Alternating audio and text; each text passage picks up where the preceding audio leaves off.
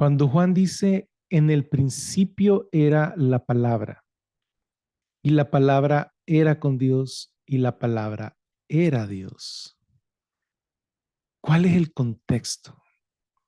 Pensemos en Juan, pensemos en Juan, judío del primer siglo, eh, fue de pequeño fue a las sinagogas, le enseñaron a leer y a escribir en hebreo.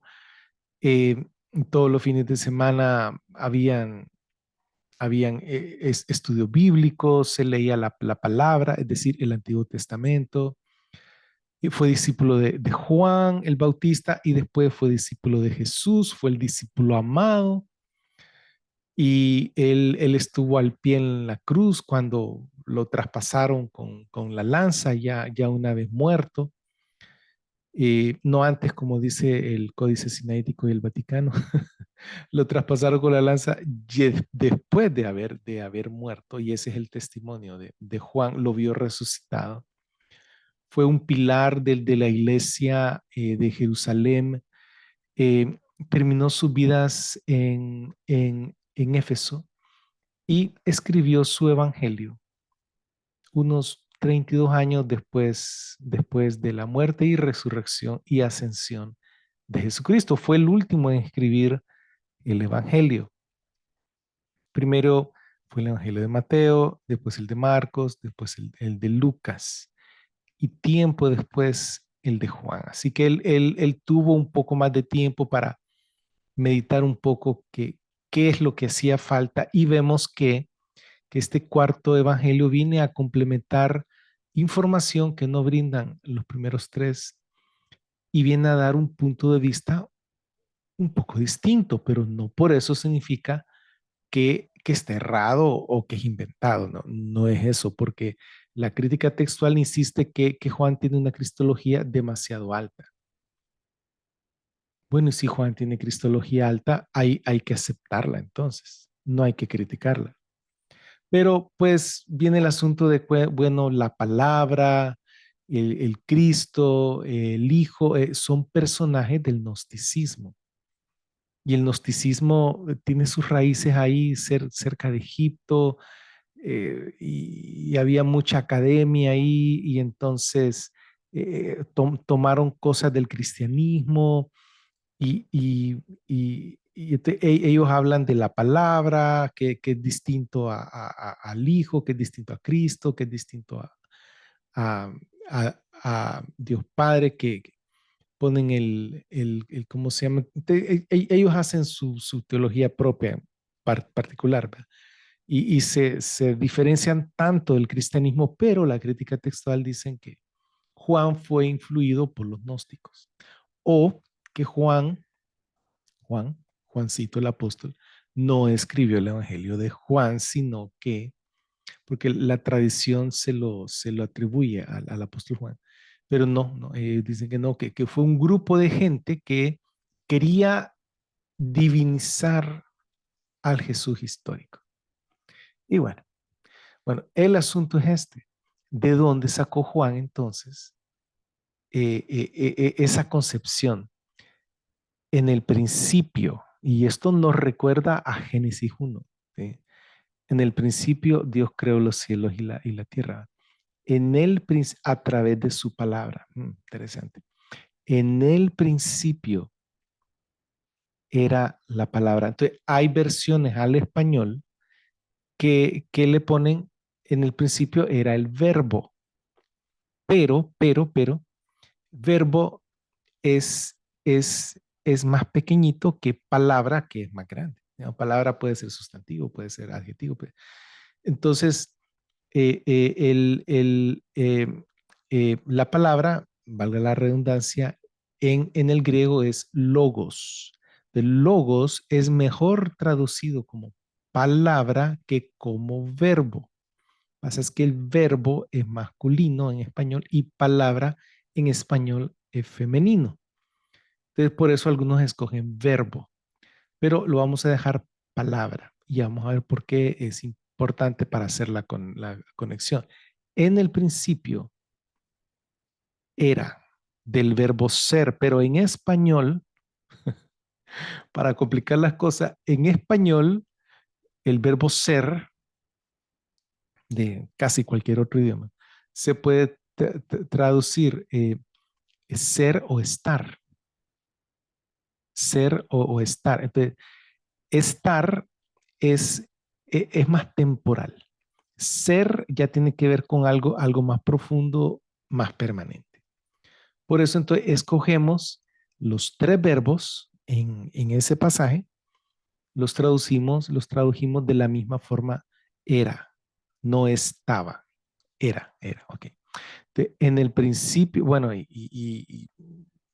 para los que se están conectando y le están agarrando el hilo, vamos a hablar acerca de Jesús en el Antiguo Testamento, cuando se refieren a él como la palabra. Y esto es de lo que nos estamos, por eso nos estamos refiriendo al primer versículo de Juan. En el principio era la palabra y la palabra era con Dios. Hasta aquí alguien puede decir, bueno, si la palabra se refiere a Jesús, eh, Jesús estaba desde el principio, antes de la creación, y estaba con Dios. Hasta ahí todo está bien, todo el mundo está pues, puesto de acuerdo. Pero después la tercera cláusula dice, y, y la palabra era Dios, o Dios era la palabra. La palabra era Dios. Entonces aquí ese es el punto que, como no tiene el artículo griego, era el Dios, ¿sí? Y es bueno que no lo tenga. Entonces hay algunos traductores que le ponen, era un Dios con D minúscula, un Dios, uno de tantos dioses, era un Dios, ¿sí? Eh, Era uno de todos esos dioses era uno. Entonces, por eso dicen que Jesús no era Dios mismo, era un Dios menor. Y bueno, por ahí viene el arrianismo, los testigos de Jehová y un montón de cosas más. Pero, ¿cuál es la base? Eh, ¿Cuál es el marco histórico, teórico, teológico de Juan? ¿En qué está pensando Juan? ¿Será que Juan se hizo gnóstico? ¿O que los gnósticos escribieron el Evangelio de Juan y describieron el plan de salvación bien, bien claramente? No lo creo. Entonces, vamos a dedicar algún tiempo para repasar tres pasajes en los cuales se hace referencia a la palabra de Dios corporeizada. Corporeizada es una palabra que existe en el español y que significa que adopta o que tiene un cuerpo. Corporizada, bueno, ya ese tiene otro tipo de connotación. Entonces vamos a usar a veces la palabra corporizada o la palabra en carne, o sea, con cuerpo, ¿sí? Entonces, vamos a ver tres referencias y vamos a lograr entender que realmente Juan, él conocía su Antiguo Testamento.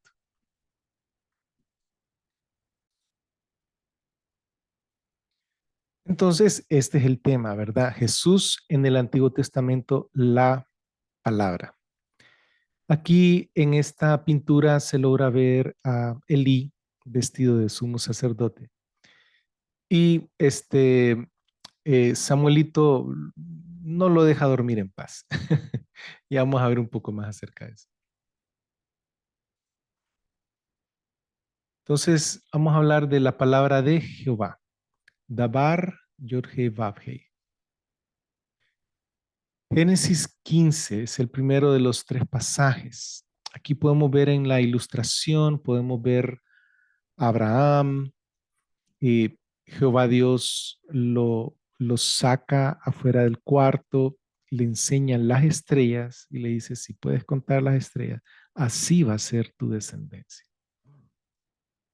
Y los que hemos creído en Jesucristo somos una de esas estrellitas que Abraham vio.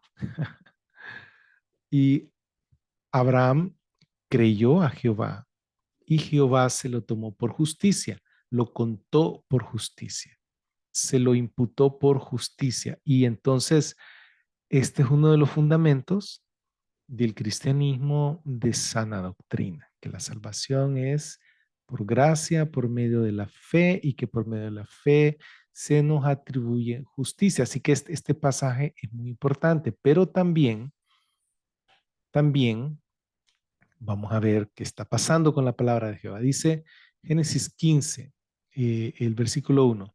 Después de estas cosas vino la palabra de Jehová a Abraham en visión. Y estamos hablando que no solo oyó la palabra de Jehová, que es lo que normalmente pensamos, cuando se le dice, bueno, y es algo que ocurre con los profetas, ¿verdad?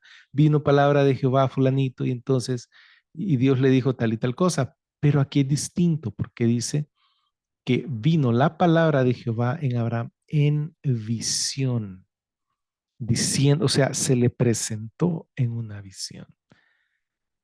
No es que Abraham en la visión estaba con los ojos abiertos y no miraba nada, no, él estaba viendo a la palabra de Jehová delante de él en la visión. No temas, Abraham, yo soy tu escudo y tu galardón será sobremanera grande. Y Abraham respondió, Señor Jehová.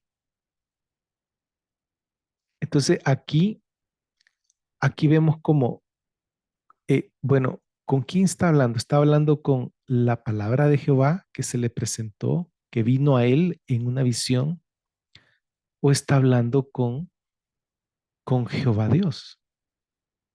Sí, porque parecería que hay dos personajes o hay una conflación en un solo personaje que se llama Señor Jehová y que también se llama palabra de Jehová. Señor Jehová, ¿qué me darás siendo así que ando sin hijo y el mayordomo de mi casa es ese Damaseno Eliezer? Él está como decepcionado, ¿verdad? O sea, que ser realistas en la vida.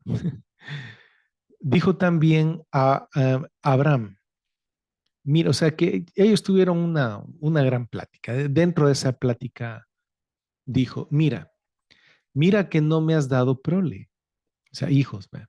Y he aquí que será mi heredero un esclavo nacido en mi casa. Luego vino a él la palabra de Jehová diciendo, que parece que fue en otra visión o más adelante en esa misma, pero se refiere otra vez a la palabra de Jehová. No te heredará este, sino que un hijo tuyo será el que te heredará. Y lo llevó afuera. ¿Quién lo llevó afuera? Sí. Si vino a él la palabra de Jehová, entonces el que aparece aquí en el dibujo que le está mostrando las estrellas es la palabra de Jehová. Eh, lo llevó afuera. Le dijo, mira ahora los cielos y cuenta las estrellas, si las puedes contar. Y le dijo, así será tu descendencia. Y creyó a Jehová y le fue contado por justicia. Entonces, hay un juego aquí de palabras, es como que algo quepa dentro del concepto de Dios. Ahí metemos palabra de Jehová, de ahí lo sacamos, metemos Jehová, ¿sí? De ahí lo sacamos, metemos palabra de Jehová, de ahí lo sacamos y metemos Jehová, pero es en el mismo espacio. El espacio es el concepto de Dios, ¿sí? Em, y yo, sinceramente, yo hasta que me puse a estudiar esto, me di cuenta que fue la palabra de Jehová quien lo llevó afuera, fuera del cuarto, de la casa donde estaba para que viera el cielo. Qué, qué, qué bonito fuera, ¿va? Que cada uno de nosotros tuviera así una relación personal con Dios para, para hablar con Él y comentarle cosas, ¿verdad? Y platicar como amigos, pues. Bien, vamos a seguir adelante. Vamos a revisar entonces 1 Samuel 3, que es uno de mis pasajes favoritos. Dice, el joven Samuel servía a Jehová en presencia de Elí. Y la palabra de Jehová escaseaba en aquellos días. No había visión con frecuencia. Una vez más, visión se refiere no a lo que la persona oye, sino a lo que la persona mira. Así que ellos no estaban viendo a la palabra de Jehová con frecuencia. Y aconteció un día que estando Elí acostado en su aposento, cuando sus ojos comenzaban a oscurecerse de modo que no podía ver, Samuel estaba durmiendo en el templo de Jehová donde estaba el arca de Dios. Y antes que la lámpara de Dios fuese apagada, Jehová llamó a Samuel. ¿Quién llamó a Samuel? Jehová. Y él respondió, heme aquí. Y corriendo luego a Elí, dijo, heme aquí, ¿para qué me llamaste? Y Elí le dijo, yo no te he llamado, vuelve y acuéstate. Y él se volvió y se acostó. Y Jehová volvió a llamar otra vez a Samuel. Entonces, ¿quién lo llamó? Jehová. Y levantándose Samuel, vino a Elí y dijo, heme aquí, ¿para qué me ha llamado? Él dijo, hijo mío, yo no te he llamado, vuelve y acuéstate. Y aquí hay una explicación, y lo pongo entre paréntesis.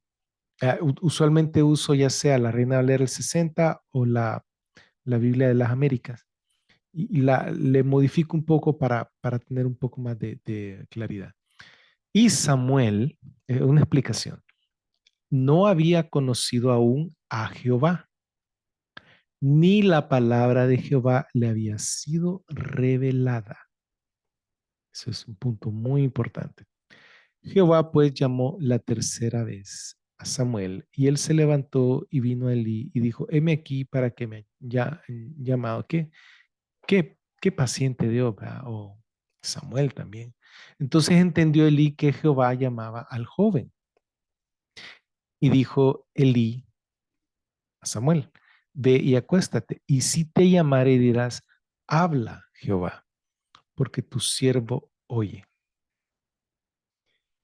Y vino Jehová y se paró y llamó como las otras veces. Entonces, podríamos tener dos figuras, que es la palabra de Jehová, ¿sí? Eh, que aquí sale, que escaseaban y que no había visión con frecuencia. Vemos a Jehová, pero aquí vemos que Jehová se pone en pie. Y ya eso es una característica antropomórfica.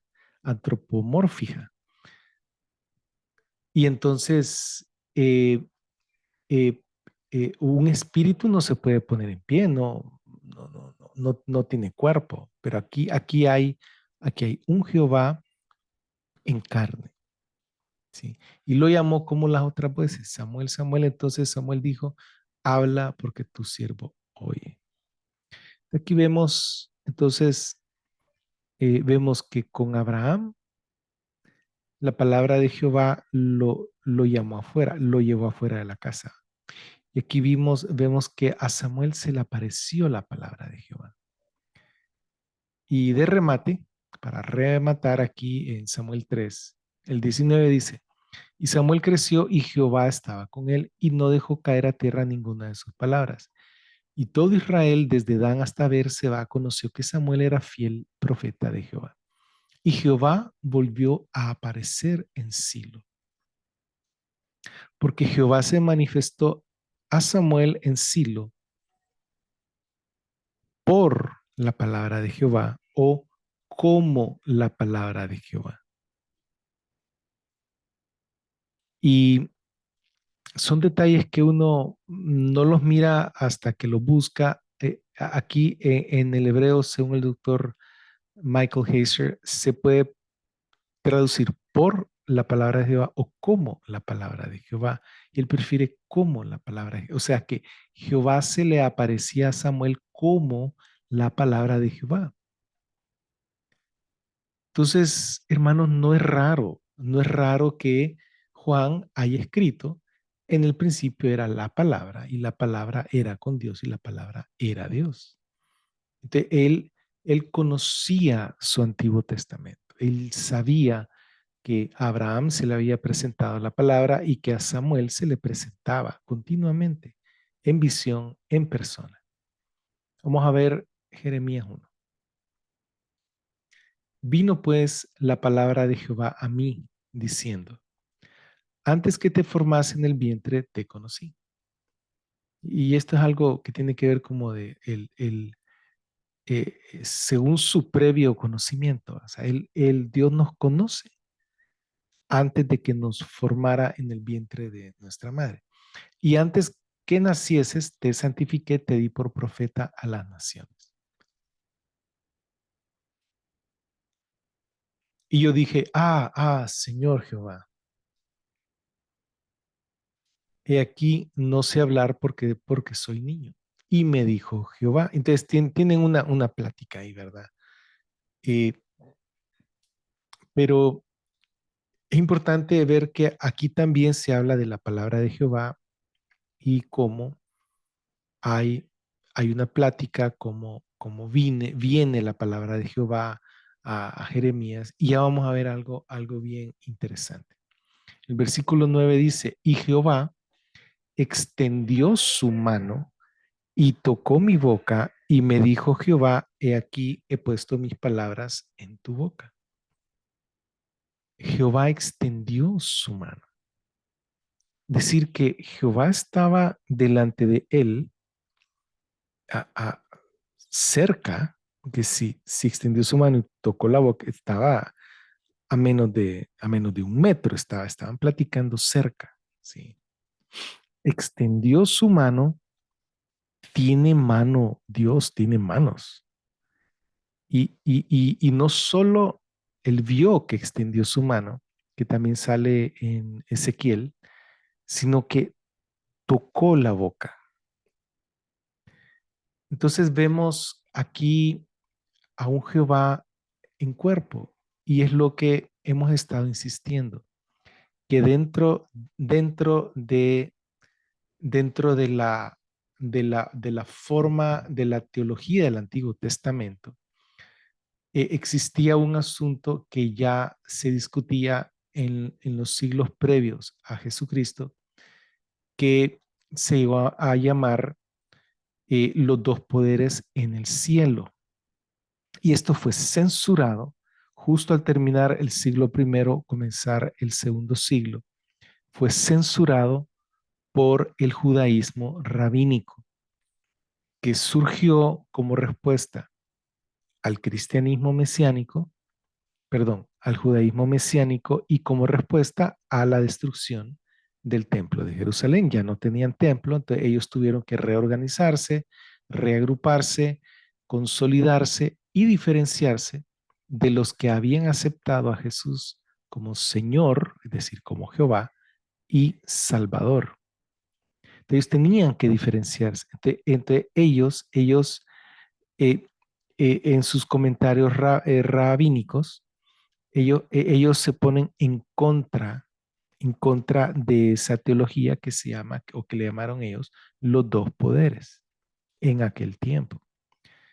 ¿De dónde sacaron eso de los dos poderes? Y esto se ve claramente en Daniel, cuando el anciano de días recibe al Hijo del Hombre que viene en las nubes. Y ambos tienen atributos de divinidad. Ahí están los dos poderes. Se puede ver también en el Salmo 110. eh, Jehová le dijo a mi Señor, siéntate a mi diestra, dice David, siéntate a mi diestra hasta que ponga a tus enemigos por estrado de tus pies. Y entonces Jehová le concede el trono a el Señor de David.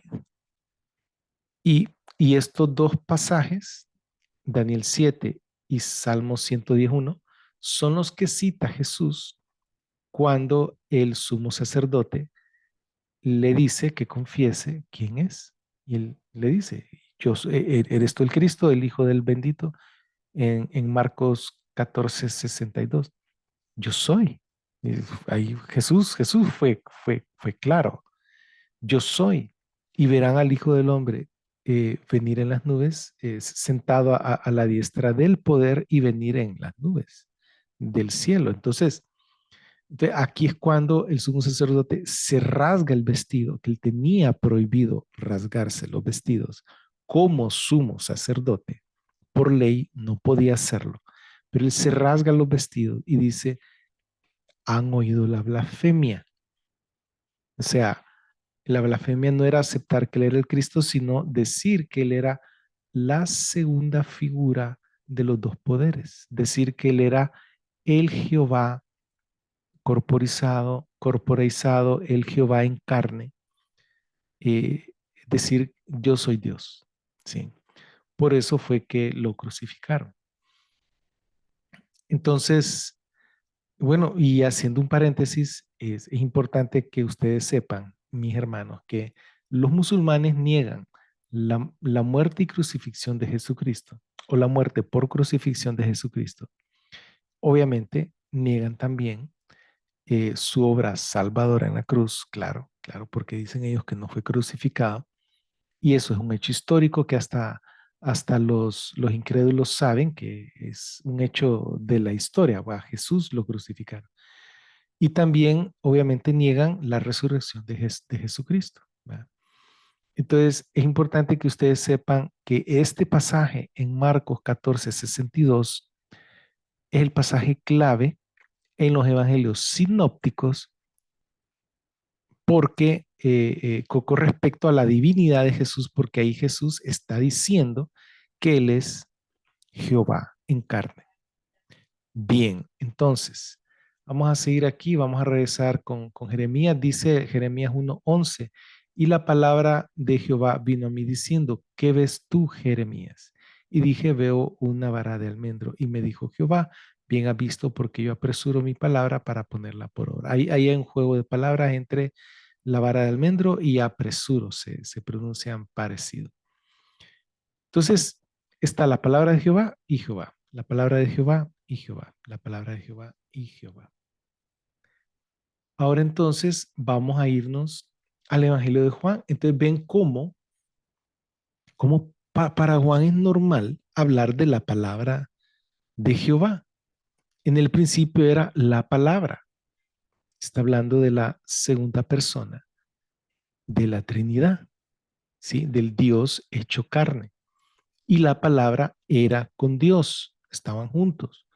Así como la sabiduría que él dice yo estaba con él y era el arquitecto. Y la palabra era Dios. Cuando no se le pone artículo definido al griego, entonces se está enfatizando el sustantivo que no tiene el artículo. Y la palabra era Dios. Aquel, ya esto sale en masculino, que es la palabra, por eso está en cursivas, aquel era en el principio con Dios. Todo fue hecho por él, es decir, por la palabra. Es decir, nada de lo que fue hecho sin él.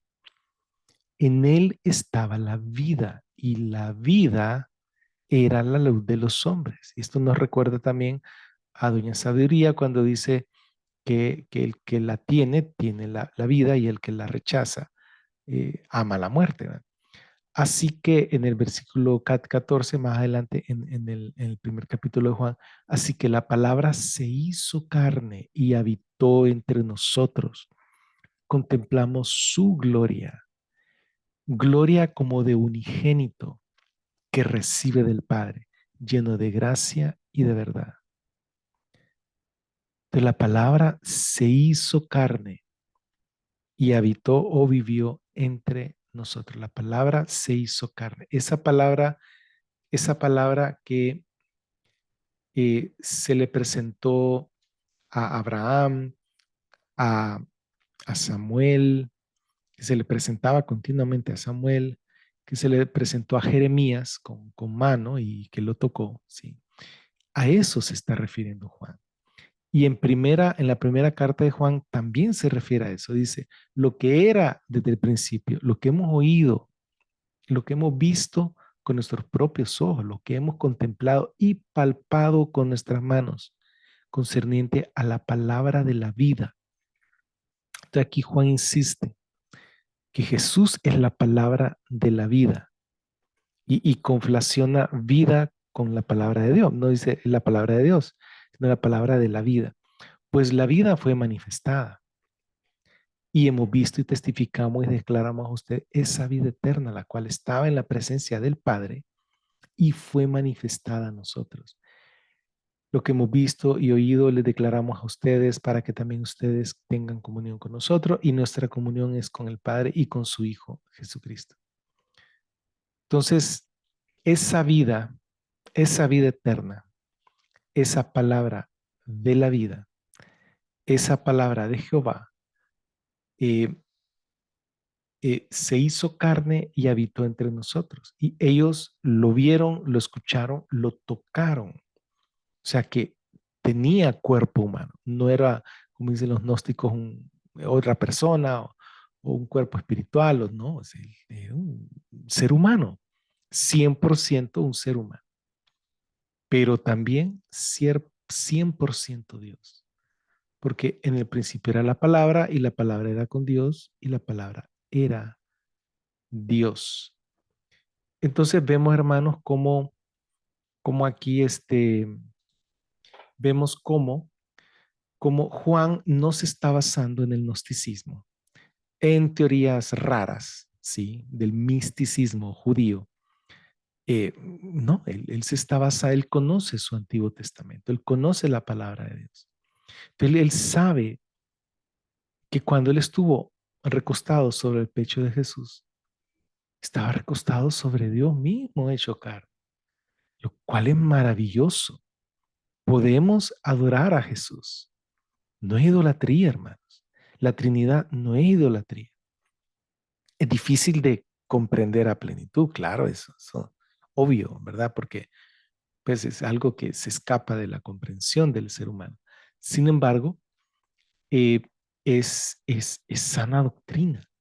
Ese es nuestro Dios, un Dios, tres personas. Entonces, pueden ver el resto de los videos en los cuales hablo de Jesús en el Antiguo Testamento, en los cuales también hablo de la Trinidad en el Antiguo Testamento. Para ir aclarando estos temas, estoy repitiendo algunos temas que he sacado de algunos videos largos, pero es para concretizar y no dejarlos escondidos en un video bien, bien largo. Así que espero, hermanos, que esto les llene el corazón. Si tenían alguna duda con respecto a la Trinidad, con respecto a la divinidad de Jesús, espero que esto les vaya abriendo un poco más la comprensión, ¿verdad? Hasta que lleguemos todos a la unidad de la fe, ¿verdad? Nadie nace aprendido, siempre podemos aprender más. No somos expertos, yo no soy un experto ni soy un académico, soy un estudiante. Simplemente estudio y lo que Dios me enseña en la palabra yo se los enseño a ustedes. Así que estoy para servirles. Esto ha sido todo por hoy. Que Dios los bendiga.